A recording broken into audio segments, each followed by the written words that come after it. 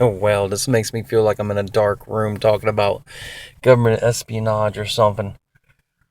When I approached the plane, I took the briefcase, but I didn't think they were going to try to search me. And that's why I said, that's the one.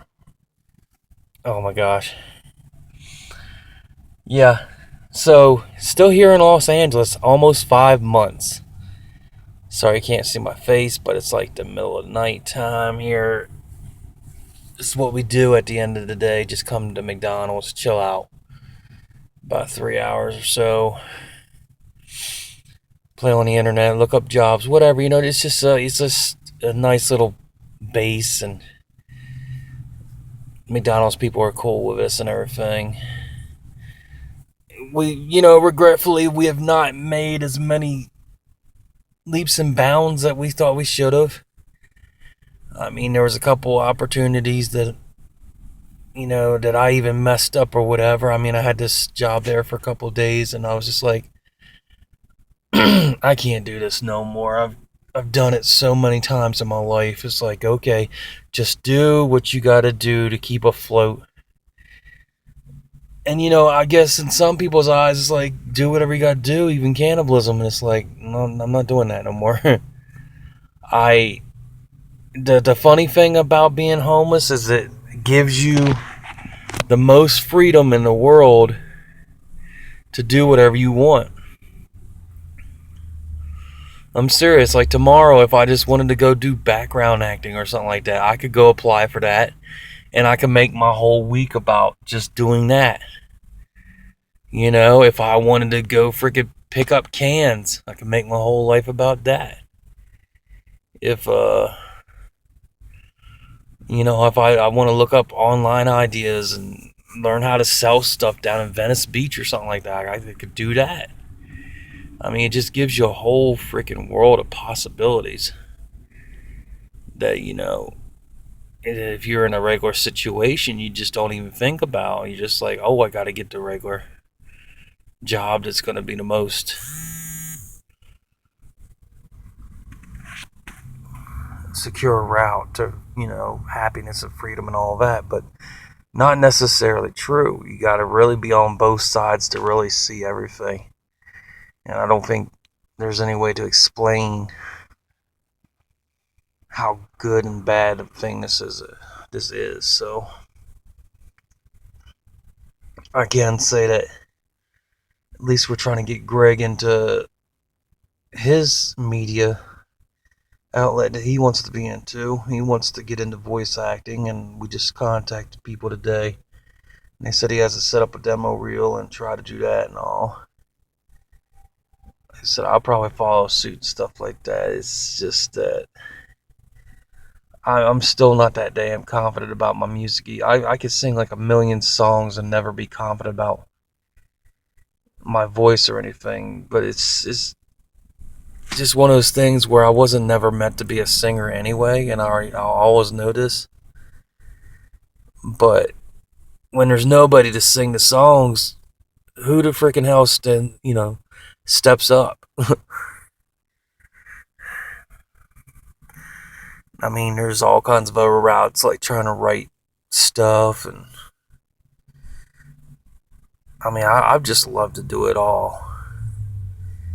And right now, I do have all this freedom to do this, really, and because once you get to this certain part of homelessness, you kind of know how much you need every day, and you just survive, and it's just trying to really fill your day then.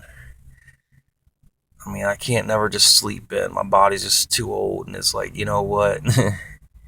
Bathroom breaks at 5 a.m. in the morning, and then so my days are just like 5 a.m. to almost 12 midnight. I might catch a nap here and there, but I mean, it's a strategic nap. It's a nap to stay awake.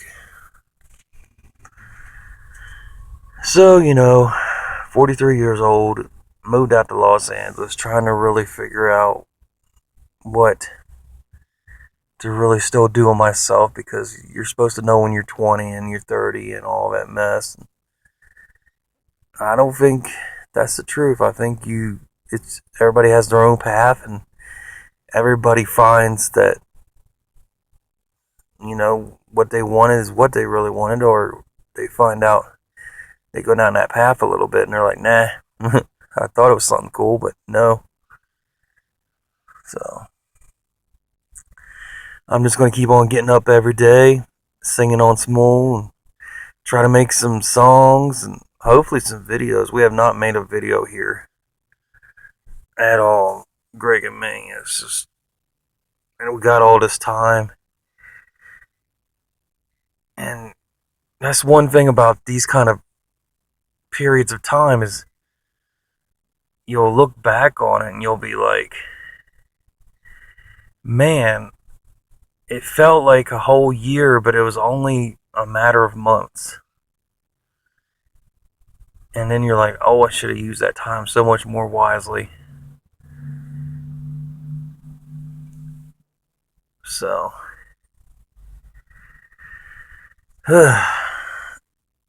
damn, I wish I would have had some light and everything, but this is the reality of it all. And I was supposed to be trying to inspire people to come to LA, which I still say is a very good thing to do. Like, shit, you're going to have a hell of a lot better plan than me, probably. Come with as much money as you can.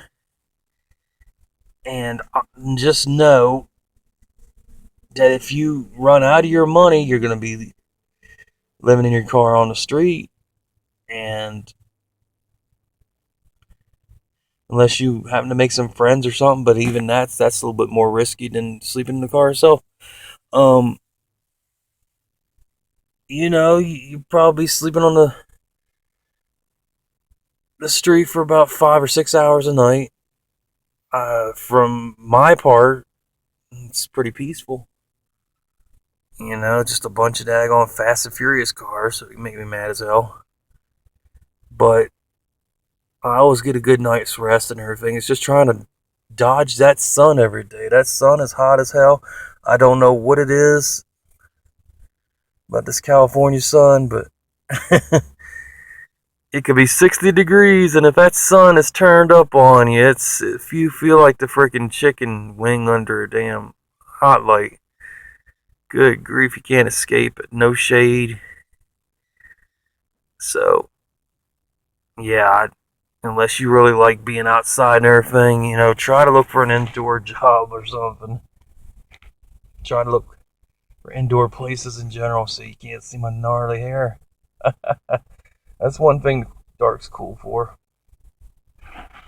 Man, when I first came, I couldn't get my hair done for like a week or two. It's the worst ever it's been, but now, they say you're always not supposed to wash your hair that much. Well, my hair went through freaking detox.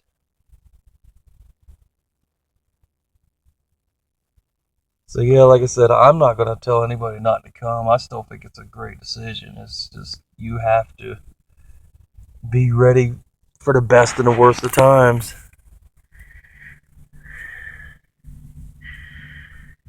Like I said, that sun is unforgiving. I mean, I moved here during the summer. And I mean, I came here May the 11th.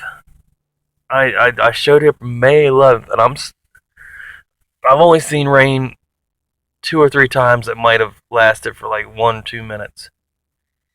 And past that, I mean, it's just been from May to October, this 80s, 90s, 108 one day. The only thing that even blocked out the sun was a freaking wildfire. And I mean, you just felt bad. You're like, shit, somebody's getting their house burned down. I'm happy that there's shade, but damn. But yeah, and I mean, you want to be able to have your money to go check out the cool places and stuff, because I haven't done much since I've been here, but I mean, it's a different feeling over here, definitely. You definitely, if you come from East Coast or whatever, you're gonna feel it. So, but I still love LA. I'll say that every day. I just gotta make it work better. It's more me instead of LA. So, all right. I'm glad y'all stopped by to check this out. 10 minutes of watching me sitting talking in the dark. But if any of it's helpful, it'll be its price in gold. All right. Take care of yourselves. Rock on.